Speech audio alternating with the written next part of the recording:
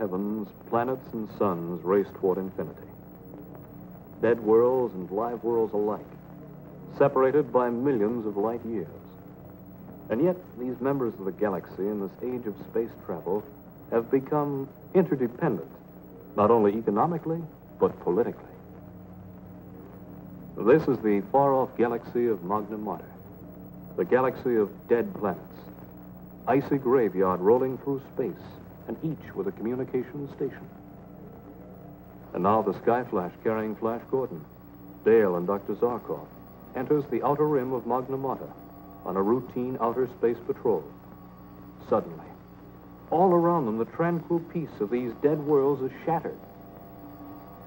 First, the dead planet Isis. Next, it was Osiris. Next came Mithra.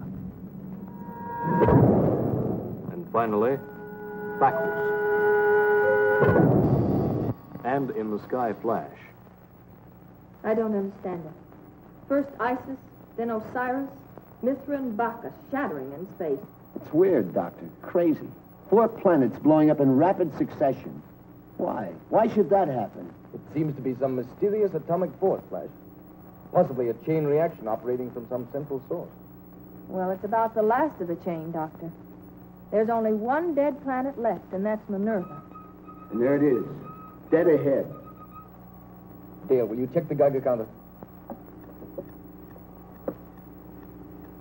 We're coming into a very heavy radioactive dust fall, Doctor. Check its type. Yes, sir. Horizontal, 105. Vertical, 10. Why, it's radioactive dust from duranium. Duranium? Impossible. Why, Doctor? Is it indigenous to a particular area or planet of the galaxy out of this range? Yes, it's found only on Colossia. But it's not only there. Duranium was only discovered a few years ago, Flash.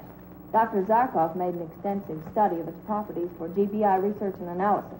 I found it to be probably the most powerful fissionable material in the universe. And the slowest. What do you mean, the slowest? Well, unlike other nuclear materials, its fission is a slow, creeping process. We estimated that a bomb made of duranium would take over 1,200 years to explode. Then it couldn't be duranium, Dale.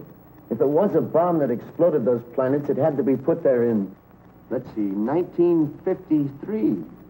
I'll check again.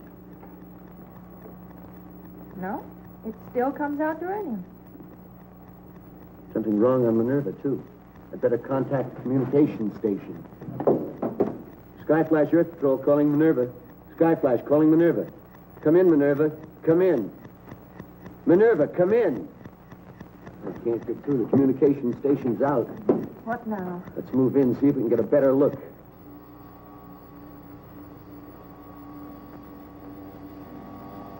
Why should the communication station be out on Minerva? Flash, we can't move through this atomic fog much longer without getting contaminated. I know, but we need information. For all we know, that chain reaction explosion may move from this galaxy into others. Maybe we can find the clue on Minerva.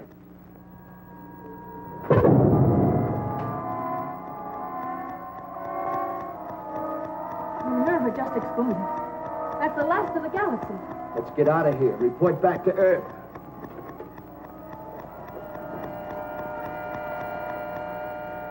And now the Sky Flash pointed its nose toward home. But on Earth itself, strange things were happening. Foreboding events, foretelling a monstrous end.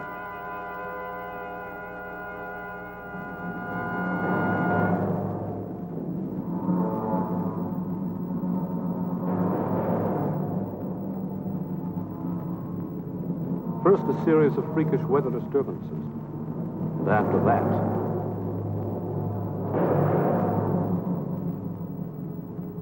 panic and fear spread through every corner of the Earth like wildfire. And at the Galaxy Bureau of Investigation, Commissioner Herrick interrogates a strange captive picked up by Earth agents. A Callison whose planet had sworn eternal war against the Earth. Are you frightened, Commissioner Herrick? There were small explosions today that have destroyed cities, flattened mountains, inundated half a continent of your Earth. These are just teasers. These are just natural phenomena, not man-made. Fool. But why argue with you? In 1 hour, your precious Earth explodes. At 12 o'clock noon, there will no longer be an Earth to poison the galaxy. You're lying. You're trying to frighten us. Am I? Then look at the fate of Isis, Osiris, Mithra, Bacchus. They're all gone, blown into eternity. All right. I believe you. What do you want to stop it? Name your price. Price? What can you offer when in 1 hour there will be nothing? A void.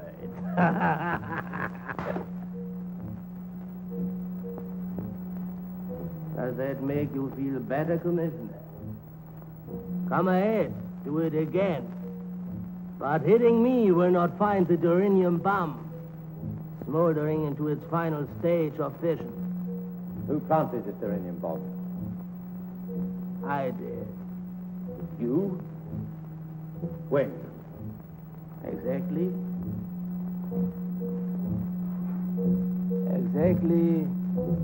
1,208 years, 5 months, 3 weeks, 1 day, 23 hours and 2 minutes ago. You speak the truth. You've stolen Dr. Zarkov's time machine. Just the principle, Commissioner. Our Colorized scientists developed it in their own way. As one who has traveled back in time, Commissioner, let me tell you, it was an interesting experience. Where did you plant that uranium bomb, eh? Where did you bury it? You will find out for yourself, Commissioner, very soon. Alan, you're sure the Geigers indicate nothing? Nothing. No, Commissioner. And they won't until fission. It's useless for you to try and locate it. At this late point in its reaction, it gives no telltale signal. You have less than 1 hour to live, Commissioner. You and every other Earthman. If we die, you die with us. I am a Colorized patriot. To die in this cause is an honor. Alan. Yes, sir. Establish contact with the Skyflash at once. It's cruising in the Magna Mater galaxy. If Flash Gordon or Dr. Zarkov don't come up with an answer... Calling Skyflash. GBI headquarters. Calling Flash Gordon to the Skyflash. Come in, Flash Gordon. That's the story. The whole story. Flash, Dr. Zarkov. We've got to figure out some way to find and deactivate the bomb. Otherwise, the Earth is doomed. There's less than 1 hour. A second after 12, and it'll be too late. There won't be an Earth to come back to. We're helpless up here. Completely helpless. Oh, Dr. Zarkov, there must be a way out. There must be. There's only one thing that I can think of. What is it? Lock the controls. Decelerate the ship below sonic speed. Come in here.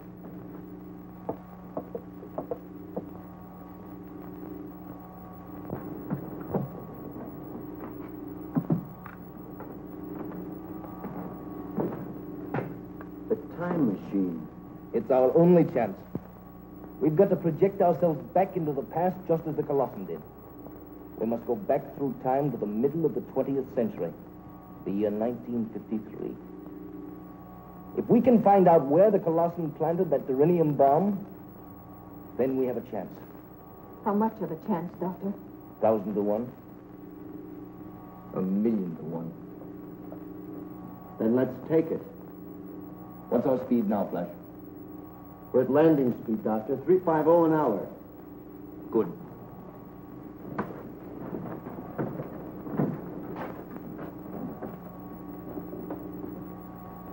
Now I'm going to ask you both to hold on. For the next few moments, you will be traveling back through time. The effect will be strange, possibly stupefying. You will hear nothing, see nothing, know nothing, until you are back in the 6th decade of the 20th century. Are you both ready? Ready, Doctor.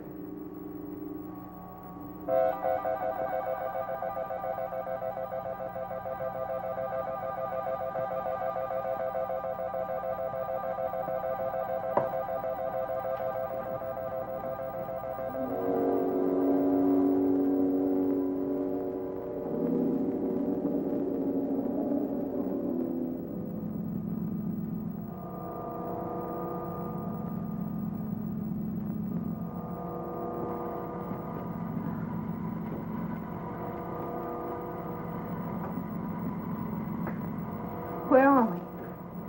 What happened? We are now in the 6th decade of the 20th century.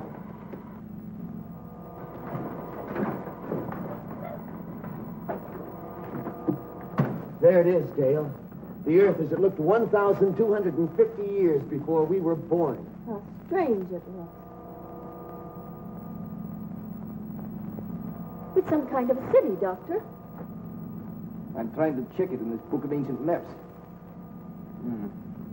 From this description, that must be a place called Washington, the capital of an ancient nation called the United States. What's our direction? East by north. Another city coming up. That must be New York. New York? What a strange name. Dale, set the Geiger counter for Durinium and see if you can get me a reading. Yes, Dr. Zarkov. I am getting a reading, Doctor. The Durinium bomb is here, somewhere on Earth. Where, Dale? Can you locate it? Not quite. The signal is very weak, but it's a long distance from here, almost due east. No, Dale. East by north. And from the signal strength, I'd say over 3,000 miles away. East by north it is. Doctor, do you think we'll be able to exactly locate the Durinium bomb? I can only hope so, Dale. The Earth as we know it has only a half hour to live before it explodes. Well, there's nothing we can do until we cross the ocean. What kind of a world is it that we're going back to? Well, from what I remember of ancient history, it was very primitive. Just think, nobody ever reached a height of more than 15 miles. Well, it was primitive to our way of thinking, Dale. And they just scratched the surface of atomic research. And they had to build tremendous motors housed in gigantic buildings to run the machines they used in manufacturing. It does seem ridiculous when you consider that in our century, a motor the size of my fist has more power than the gigantic steam-driven turbines they used. What about the people? What are they like? They considered our Earth just as precious as we do. And most of them believed in freedom, peace, equality of opportunity. But I guess just like in our time, there are those who, for power, would make slaves of everybody else. Yes, I'm afraid so. But they didn't have our tools to fight them with. And the women, Dr. Zarkov, what were they like? Well, instead of filling their heads full of knowledge about astrophysics, atomic research, electronic phenomena, like a certain young lady we know. Yes, well, what did they do? Sit home and knit? Well, I wouldn't say that was all they did. But they certainly knew their way around a kitchen better than they did around a laboratory. Strange craft at 2 o'clock. Oh. In a moment, we'll be able to see it out the light window. Let's see. What is that clumsy craft, Doctor? That's an aeroplane. Did you see the way it was pulled through the air by those gigantic egg beaters? I'll bet it couldn't do more than 300 miles per hour. No wonder they didn't cruise around in outer space. A clumsy craft like that would have trouble getting off the ground. Well, that thing on the water is even funnier than the airplane. Yeah, that was a ship. You see, air travel was only about 50 years old at this time. And a great deal of travel over land and water was still popular. What a world to live in. Yes. As Dale said, primitive. But a world. Something we won't have to go back to unless we find that Durinium bomb. And quickly.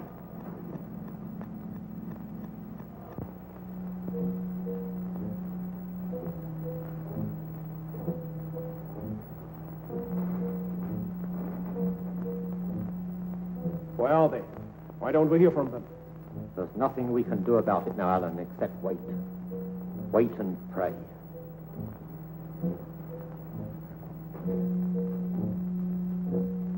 Land coming up, Doctor. 11:35.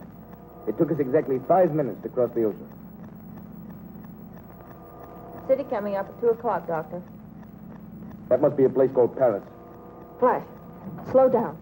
The Geiger's up to maximum. We're almost in the immediate vicinity of the bomb. Flash, look. The Geiger's hit maximum. That means the bomb is directly below us.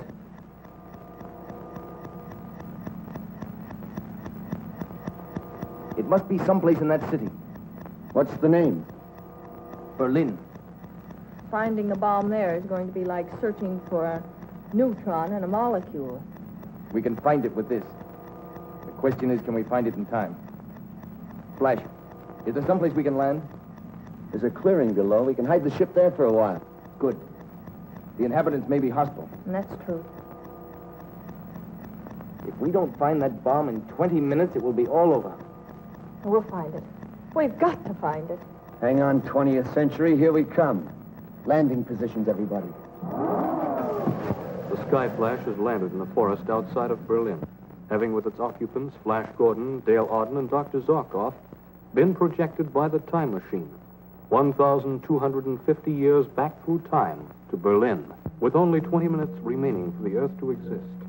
Commissioner Herrick, pinning all of his hopes on Flash Gordon, waits tensely, while the Callison who planted the Earth-destroying bomb sits calmly by. All over Berlin, people have seen a strange object spinning and glittering in the sky. It is thought that this weird visitation from some other planet has landed somewhere in the outskirts of Berlin. Reports from Paris and New York also indicate that this flying pencil, or whatever it is, was sighted in those areas. Meanwhile, the people of Berlin wait in dread and terror for what will come next.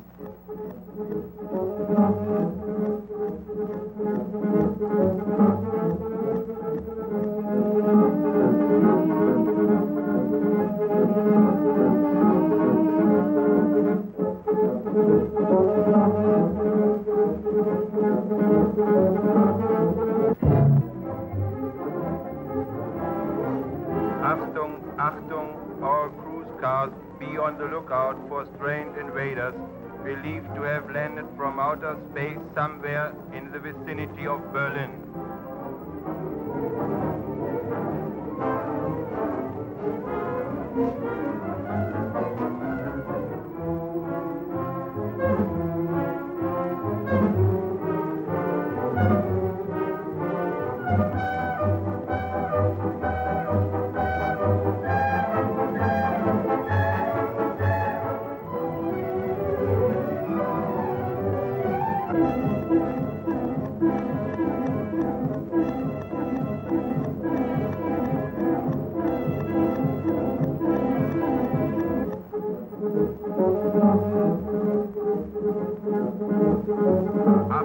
Achtung, car 28, car 28.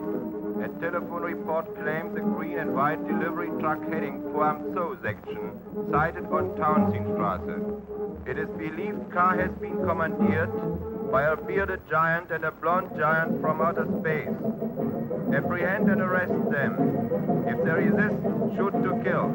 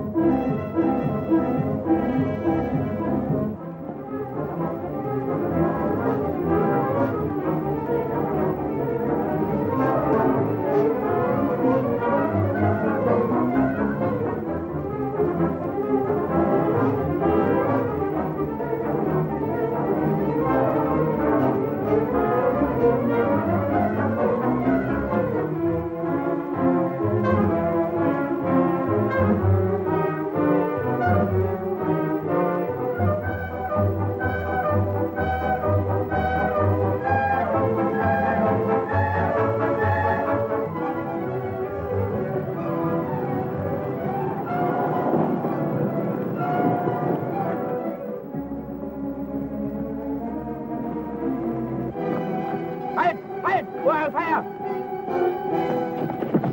Go ahead, Doctor. I'll cover you if there's trouble.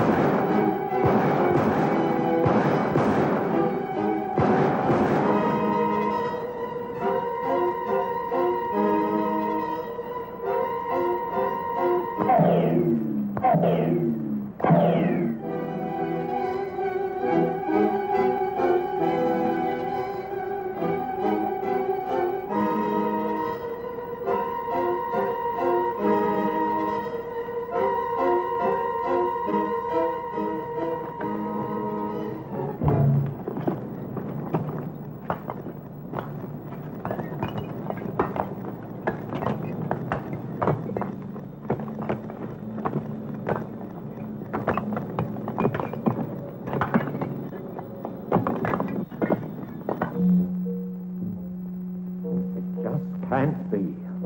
8 seconds now. Count that. 57, 56, 55, 54, 53, 52, 51.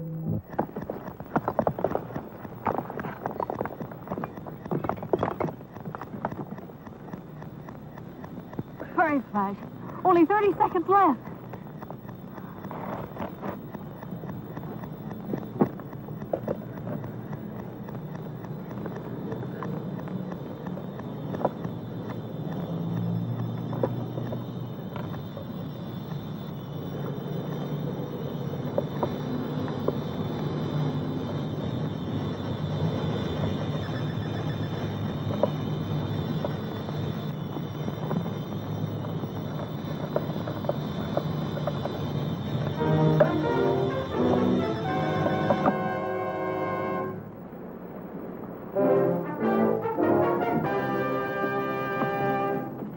Were we in time, Doctor? Plenty, Dale. We had 2 seconds to spare.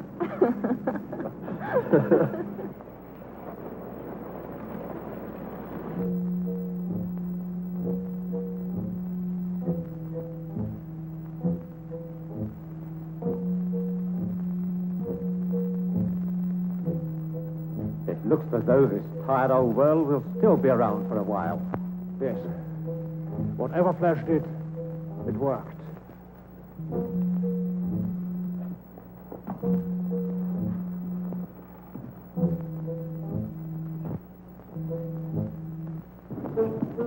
Now, how do we get to Sky Flash? I watched the route coming out. I think I can get us back there.